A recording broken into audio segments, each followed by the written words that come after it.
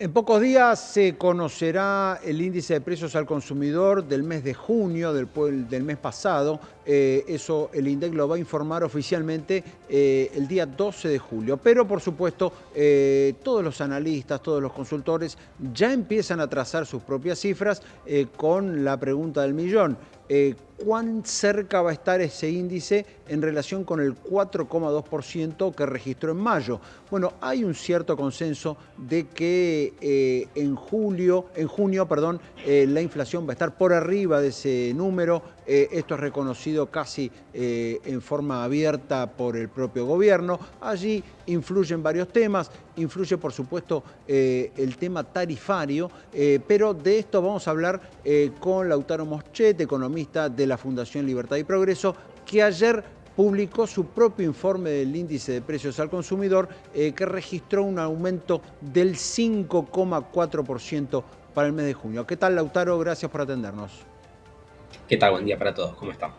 Muy bien. Bueno, primero los números, primero lo primero. ¿Qué números reflejó este índice, este informe que publicaron ayer sobre la inflación de junio?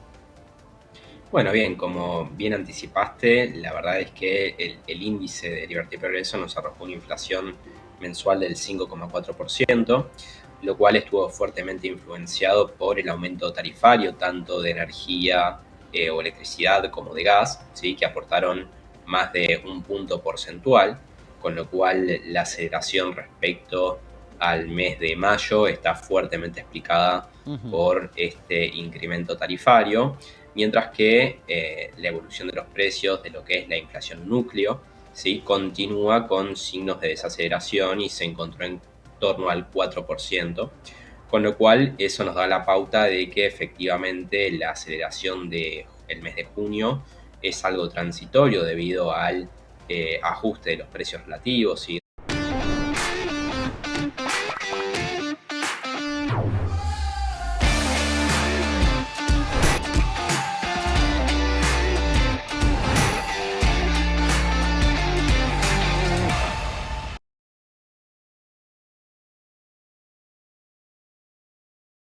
Es verdad que soy una rata de ciudad, ya tengo religión, no tengo ansiedad. Te quiero mirar por el ojo de tu cerradura. mes la inflación entonces vuelve a situarse más cerca de lo que es la inflación núcleo y probablemente se encuentre cerca del 4%. Bien, recién hablabas de los precios relativos, ¿no? De todo aquello que falta recomponer después de años, literalmente, donde esos precios fueron pisados. Las tarifas de los servicios públicos es desde luego uno de los temas claves, los combustibles es otro. ¿Qué es lo que falta en materia de precios relativos? ¿Qué es lo que falta en materia de reacomodar o de poner en su verdadero valor aquellos precios que estuvieron pisados durante mucho tiempo? Bueno, a ver, vuelvo a hacer hincapié en lo que es el costo de la electricidad y el gas, sobre todas Ujú. las cosas. Este mes, por ejemplo, en la provincia de Buenos Aires se va a recomponer en un 50% lo que es la tarifa del agua, ¿sí?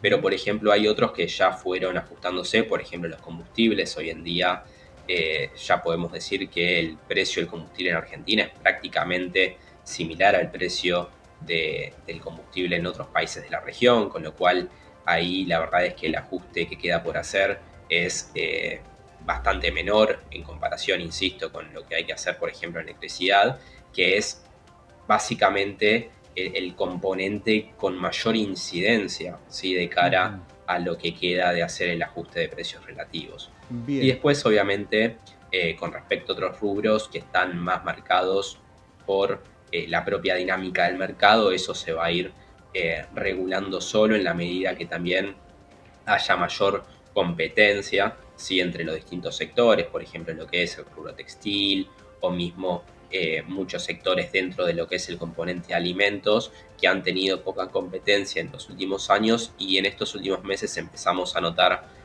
mayor competencia entre estos rubros, con lo cual también estamos viendo cierta recomposición de los precios relativos en esos sectores. ¿Y alimentos, el rubro alimentos, cuánto aumentó?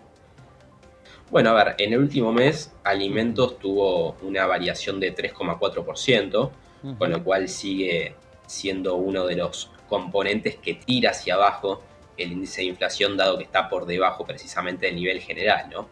Y eso desde luego es una buena noticia desde el punto de vista de la canasta básica alimentaria, con lo cual eso tiene mayor implicancia también sobre lo que es la línea de pobreza, ¿no? Si Ujú. los alimentos aumentan a un ritmo menor que el índice general de precios, eso desde luego tiene un impacto sobre el bolsillo, y si los salarios empiezan a recuperarse, entonces de vuelta en términos relativos vamos a ver una mejora sustancial hacia o de cara a los próximos meses. Ahora, ¿cómo pega, Lautaro, la suba del dólar de estas últimas semanas?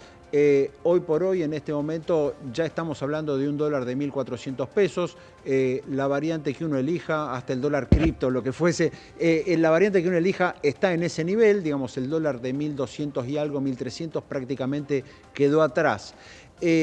¿Cómo impacta, aún con el ajuste monetario y fiscal que está haciendo el gobierno, cómo impacta esta nueva suba del dólar? ¿Por qué ahora no van a subir algunos precios, el famoso aumento por cobertura, el aumento por las dudas que pasa en los rubros más diversos de la economía? ¿Por qué ahora no pasaría con esta suba que tuvo el dólar, sobre todo en el mes que acaba de terminar, en junio? Bueno, a ver, haciendo un poquito de registro en las últimas semanas, lo cierto es que los precios, pese al aumento del tipo de cambio, que Ujú. como bien marcaste, viene ya desde el último mes, lo cierto es que en nuestras mediciones no hemos notado un impacto directo del tipo de cambio sobre los precios, sino que incluso si uno se queda solamente con la núcleo, de vuelta Ujú. sacando el componente tarifario, hemos notado una desaceleración, ¿sí? Con lo cual el impacto ha sido nulo. Ahora bien, hacia adelante, si esta tendencia al alza del tipo de cambio se mantiene y se establece, digamos, que efectivamente nos mantenemos en un tipo de cambio en torno a 1.400 pesos, Ujú. probablemente eso comience a trasladarse en las próximas semanas a precios, con lo cual tener un panorama más desalentador, ¿sí? De cara sobre todo a la segunda quincena del mes de julio, con lo cual también podría llegar a tener un impacto por el efecto del arrastre estadístico sobre el mes de agosto. Pero bien, pero de todas formas eso no modifica el pronóstico de ustedes que en julio vuelve a bajar, es decir, que la inflación de julio va a estar más cerca del 4 que de este 5,4 que les dio en junio. Sí, efectivamente, por una cuestión de que el ritmo al cual vienen sosteniéndose Ujú. los precios de la inflación núclea en estas últimas semanas ha sido incluso menor que el de las primeras 2 semanas del mes de junio, con lo cual sostenemos que pese a una probable aceleración sobre el final de mes, eso de todas maneras va a implicar una menor tasa de inflación en julio que la que fue en el mes de junio. Ujú. Ustedes siguen al pie de la letra, siguen del día a día de los precios, tienen su propio índice. El gobierno y el Fondo Monetario en el último staff report del organismo hablaron que la Argentina va a tener una inflación punta a punta en el año 2024 del 140%, que sería un buen número si se quiere en comparación con lo que fue 2023 y en comparación con todos los ajustes que se hicieron. Eh, ¿Crees en que ese número se puede dar? ¿Ustedes están teniendo más o menos la misma proyección? Sí, efectivamente, nuestras proyecciones indican que para fin de año la Argentina va a tener una inflación interanual en torno al Ujú. 135%, con lo cual, digamos, punto más, punto menos se encuadra y está en línea con las proyecciones que tiene el fondo en ese sentido, aunque incluso si mantenemos esta tendencia que hemos tenido tanto, sobre todo en lo que es la inflación núcleo, que insisto, es un punto interesante porque Ujú. más allá de algún efecto puntual, como hubo precisamente en junio sobre lo que son las tarifas, marcan bastante bien lo que es el costo, ¿sí? En el bolsillo del aumento de los precios que hay en la economía, insisto, más allá de algún ajuste puntual. Con lo cual, siguiendo esos datos, es bastante alentador, y pienso que incluso podemos ser algo más optimista y pensar que va a estar más cerca de 130 que de Ujú. 140. Bien, y allí también se mezclan los dos factores, ¿no? De por qué sigue desacelerándose la inflación el bueno y el malo. Por un lado hay todo un proceso, desde luego, que forma parte del plan oficial, un proceso de, digamos, de ajuste monetario y fiscal muy claro y que está teniendo efectos, y por el otro lado también es la propia recesión la que hace bajar los precios. Bueno, a ver, es bastante... Ujú. Hay una disyuntiva e incluso es una dicotomía que hay mucho incluso en el mundo académico, ¿no? Sobre esta cuestión de la recesión, el impacto sobre la inflación, porque si uno se fija en el último trimestre del año pasado, Argentina ya había entrado en recesión y sin embargo la inflación estaba creciendo de manera exponencial, lo cual a mí, o al menos yo compro más la hipótesis de que la Ujú. desaceleración tiene más que ver con el ajuste fiscal y monetario, aunque también es cierto que esta disparada del dólar se debe a que en el último mes y medio la base monetaria aumentó de manera significativa, con lo cual ahí estamos viendo cierta flexibilidad en lo que fue el ajuste monetario muy fuerte en los primeros meses de gobierno, que es Ujú. así, en el primer trimestre sobre todo eh, la base monetaria se mantuvo prácticamente constante. No obstante, en el último mes y medio, debido a la remuneración de la deuda que tiene el Banco Central, los famosos pases y los intereses que eso genera, Hubo más la emisión. base monetaria, Ujú. exactamente, eso implicó más emisión y Ujú. en el último mes y medio la base monetaria aumentó más de un 30% y eso se vio trasladado de manera directa sobre el tipo de cambio y es lo que estamos viendo y eso se explica también el dólar a 1400. Bien. Ahora, hay Ujú. que ver en esta segunda etapa, como bien fue que marcó el ministro de Economía en la conferencia el último viernes, hay que ver si en esta segunda etapa logran contener esa base monetaria en términos constantes y ahí sí volvería a anclarse el tipo de cambio, con lo cual uno esperaría que esta dinámica de los primeros 3 meses del gobierno, bueno, se mantenga hacia adelante si es que efectivamente logran de manera correcta cumplir con esta segunda etapa. Bien, con lo cual, en cierto modo, ocurrió lo que algunos decían a principio de año, que estaba muy bien el superávit que había conseguido el gobierno, pero que no era eterno, no era sustentable por las causas que tenía. Digamos, el superávit tenía detrás el pisar algunos pagos que no se pueden pisar para siempre. Algo de eso terminó ocurriendo.